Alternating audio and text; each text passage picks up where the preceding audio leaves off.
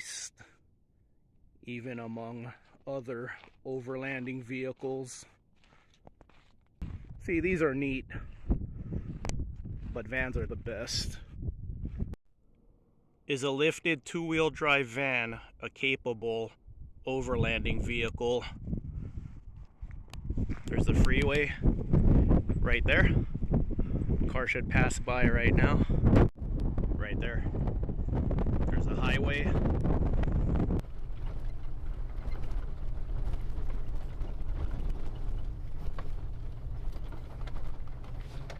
Piece of cake. Then go down slowly.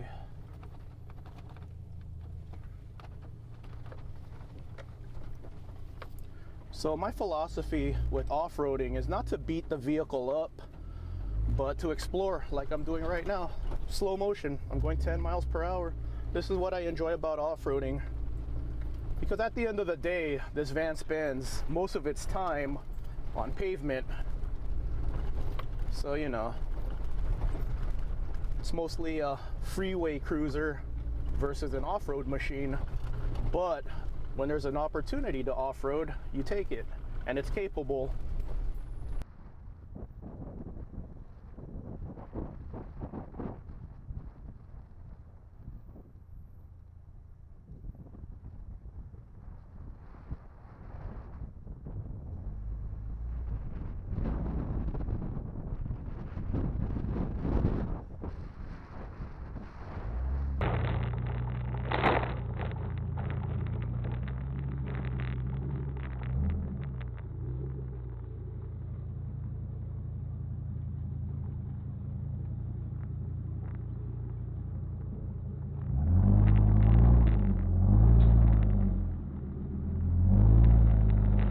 I have about $13,000 into this van build.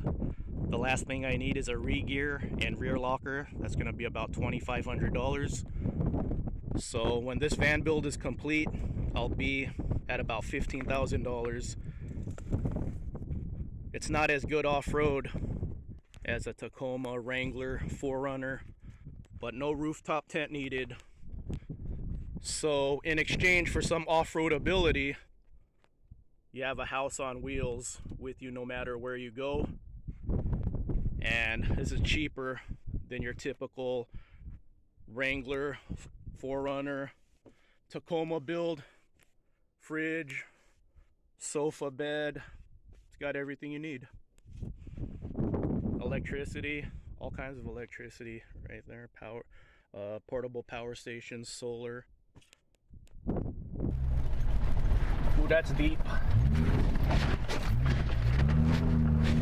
Okay, don't stop. See, did you see that drop off? That was good.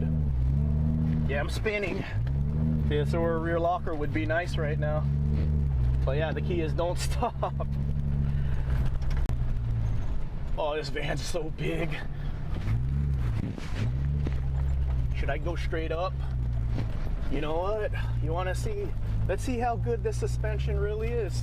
Let's climb this. I got the power. All right, let's climb it. Oh, easy work, man. That was impressive, actually. Oh man, that was good. The skull. No. One more look where I took the van. One of my favorite spots. Perfect challenge for a lifted two-wheel drive van.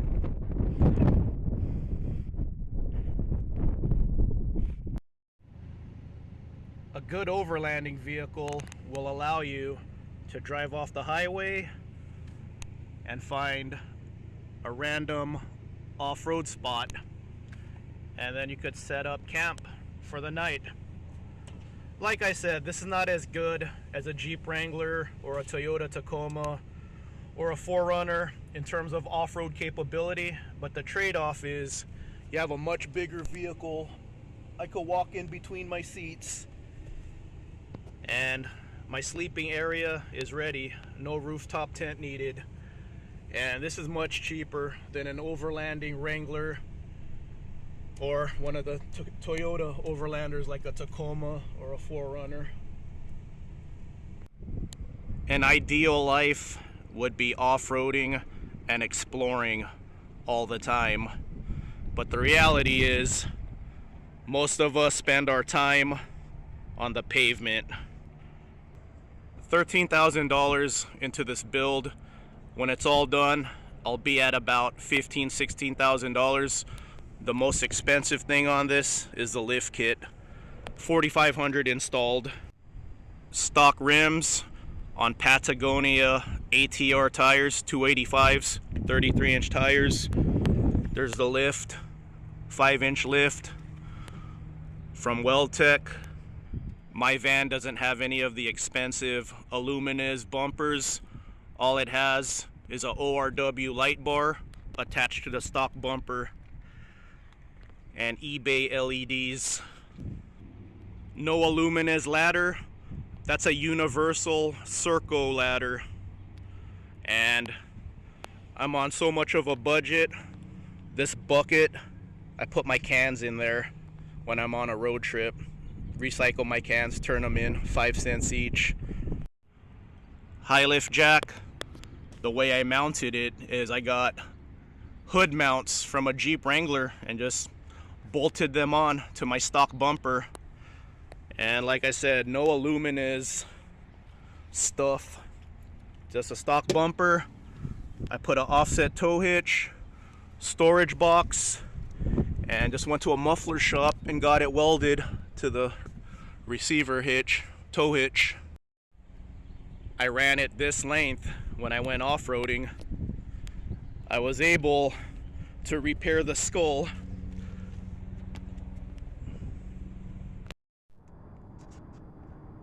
You guys like the skull? This is a $100 carriage fender trim. The Bushwhackers are like $600–$700, so this is $100. They come in stainless. I just plasti dipped them black. So everything about this van is budget, except the lift. But you know what a 4x4 conversion costs, right? Like 15 grand minimum. You have 2 body length choices with these vans. This is what the standard looks like, and then my van is the extended model. That's what that little window is. So Ford didn't extend the wheelbase, they simply just added another 18 inches, making the departure angle worse.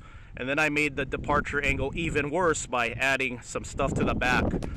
But if you get the standard length model, it's better for off-roading because of the way better departure angle. With the lift kit, you have an excellent approach angle, almost as good as a Jeep Wrangler. Very stumpy front on these vans. In terms of engines, you have 2 generation choices, 92 to 96 and 97 all the way to 2014.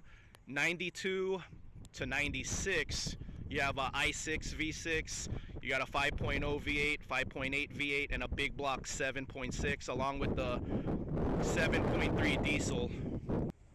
1997 to 2014, in the E150, you have the choice between the 4.2 V6 and the 4.6 V8.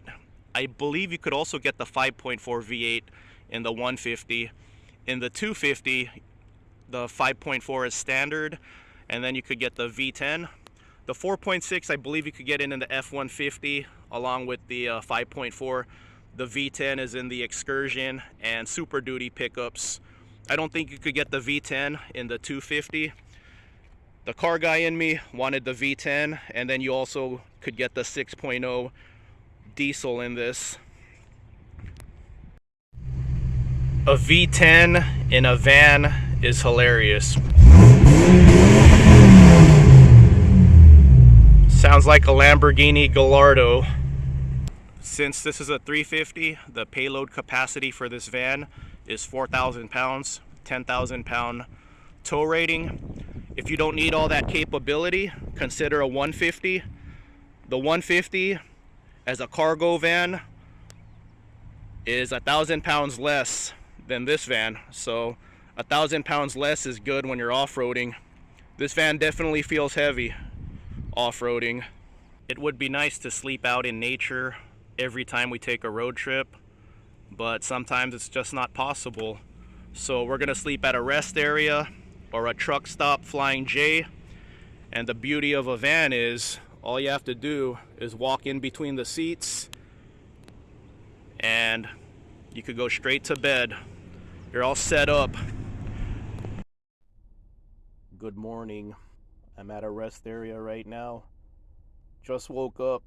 Check it out. I'm laying down for real. No bent knee sleep. No angle sleep. I sit on my bed. It's nice to get real sleep on the road. I love having a van for road trips.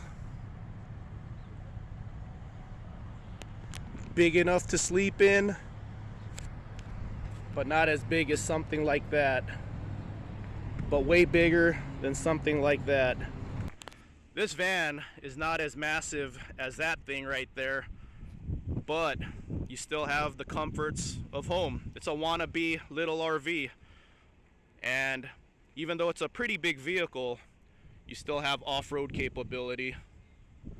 Not as good as a Wrangler or a Tacoma 4Runner, but you have off-road capability. The compromise is your sleeping area is all set up and you could park anywhere, sleep anywhere.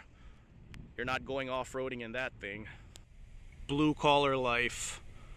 Even though I have $13,000 into this build, I still had to work a lot of overtime to get it the way I want. The vehicle itself is paid off and I have about $3,000 worth in expenses left, and it'll be a complete build. Rear locker, re-gear, front tow hitch, and a winch, and it'll be the way I want it to be. As a car enthusiast, I really like how this van is different. My job has about 300 total workers, a combination of drivers, admins, and warehouse workers. 2 people have a full-size van, and I'm the only one with a lifted van. This is typical at my job. Everything is so common that you'll see them next to each other. Wrangler, or Gladiator, same thing, just has a bed. Tacoma. There's about 20 Wranglers and Tacomas in the parking lot, and all of them are shiny all the time. I get it. A brand new one costs about 60 grand. $1,200 a month car payments. The guys driving that here are probably working on their day off to afford those, so they can't take it out on an adventure. Let's go ahead and look at what it costs to overland a Toyota Tacoma TRD Pro. We're looking at the Pro because you might as well be a pro if you're gonna overland. $60,000, so this is how much it would cost. $60,000, $12,000 down, $952 a month. Brand new 2023 Jeep Wrangler 4-door Rubicon 4x4. $66,110. How much is the monthly payment on this thing? That Rubicon doesn't even have sick add-ons yet, and this is what it's gonna cost you. $1,200 a month, $10,000 down, and you're gonna pay $1,200 a month for 60 months. Budget overlander. You don't have to be rich to go out on an adventure and have a good time in life. Lifted van life. Campground camping at Joshua Tree. That guy was in a rooftop tent. I like seeing different setups. Just rolled out of bed. That's how I stay cool in my van. Mighty cool right there. And an electric fan right here fell down. But yeah, when you have a van, no need to tent camp. So I have this awning pulled out. I have like a little room here and a little bathroom right there. So if you have a significant other, it's cool to have a bathroom for them so they don't have to walk all over there, or maybe even further in the middle of the night. Lone Pine, California. Diaz Lake, mini bike life, van life. We're having our meet. They mount them right on this A-pillar right there. B-pillar. And they mount them and then they have like, There's my van. I'm probably gonna get one of those. And here's my mini bike. 70 miles a gallon on this hog.